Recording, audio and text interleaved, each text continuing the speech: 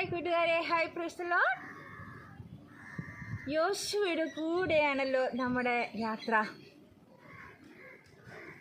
തീയാണത്, ദഹിപ്പിക്കുന്ന അഗ്നിയാണത്, തേജസ്സാണത്, ജീവൻ നൽകും ജ്യോതിസാണത്. തീയാണത്, ദഹിപ്പിക്കുന്ന അഗ്നിയാണത്, തേജസ്സാണത്, ജീവൻ നൽകും ജ്യോതിസാണത്.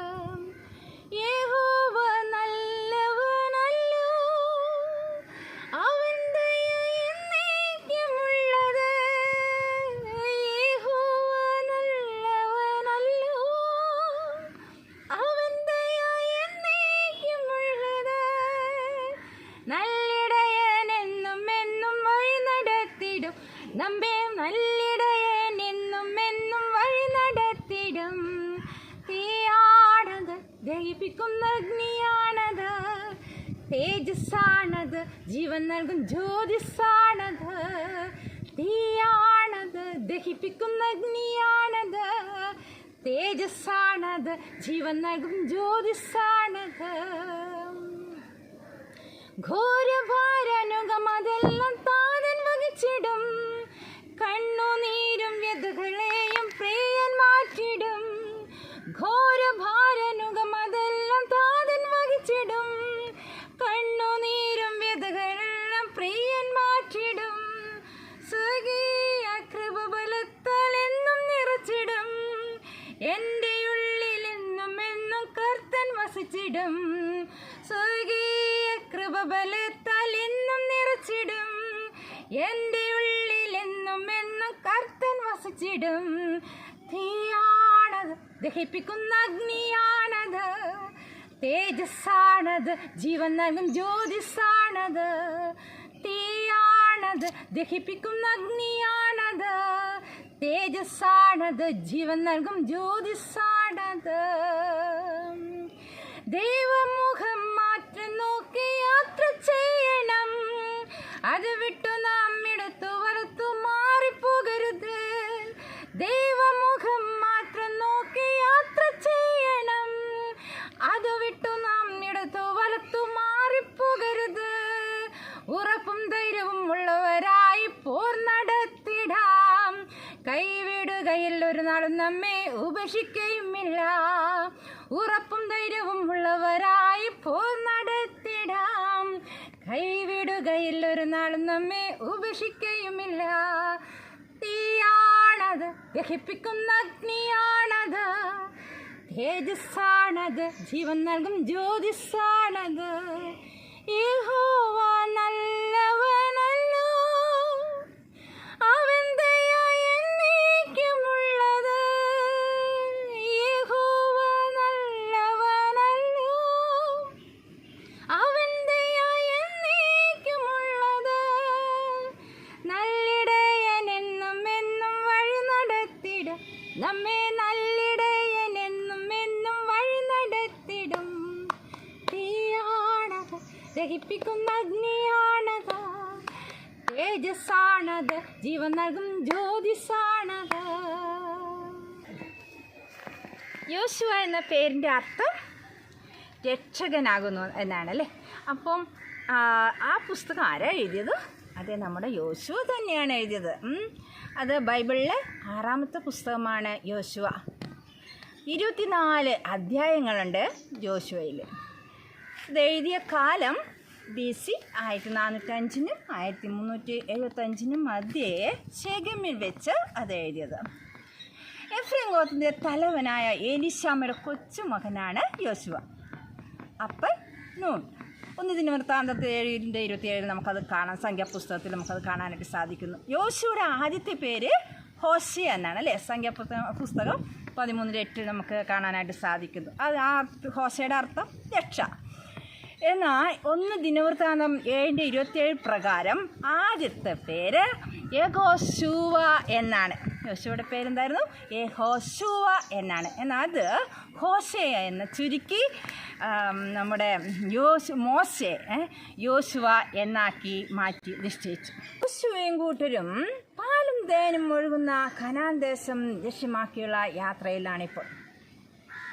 യോശുവ രൂബേന്യരോടും ഗാദിരോടും മനശ്ശയുടെ പാതി ഗോത്രത്തോടും ഈ 2.5 ഗോത്രത്തോടും പറഞ്ഞത് എന്തെന്നാൽ, യഹോവയുടെ ദാസനായ മോശെ നിങ്ങളോട് കൽപ്പിച്ച വചനം ഓർത്തു കൊള്ളണമെന്ന് പറഞ്ഞു. എന്നിട്ട് നിങ്ങളുടെ ദൈവമായ യഹോവ നിങ്ങൾക്ക് സ്വസ്ഥത നൽകി ഈ ദേശവും തന്നിരിക്കുന്നു.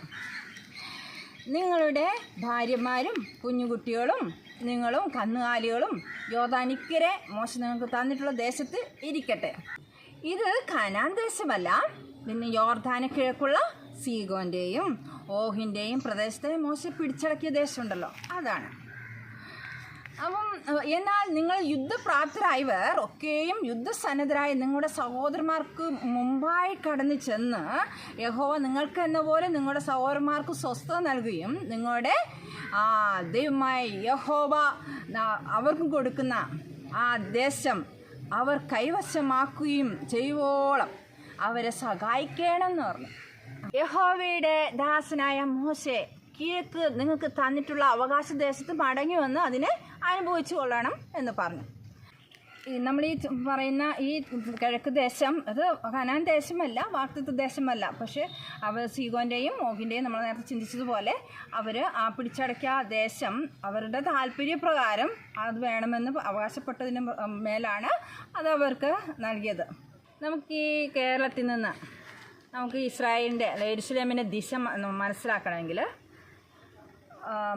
എറണാകുളം കടൽ തീരത്ത് ചെന്നിട്ട് കൈ ഇങ്ങനെ വിരിച്ചു പിടിച്ച് നേരെ നിന്ന് അല്പം തല വലത് കൈയുടെ നേരെ അങ്ങ് ചരിച്ച് പിടിച്ച് നോക്കിയാൽ കടലിനപ്പുറം ആദ്യം സൗദി അറേബ്യ പ്രദേശങ്ങളും അതിനപ്പുറത്തായി ഇസ്രായേൽ പ്രദേശങ്ങളും ആയിരിക്കുന്നു.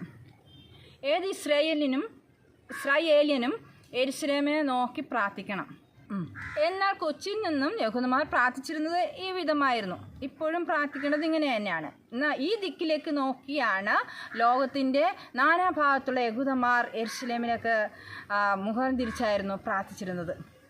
ബാബൽ പ്രവാസത്തിൽ ദാനിയേൽ യെരൂശലേമിലേക്കുള്ള കിളിവാതിൽ തുറന്നിട്ടാണ് പ്രാർത്ഥിച്ചിരുന്നത്. അത് നമുക്ക് ദാനിയേൽ പ്രവാചകന്റെ പുസ്തകത്തിൽ നമ്മളത് ചിന്തിച്ചിട്ടുള്ളതാണ്.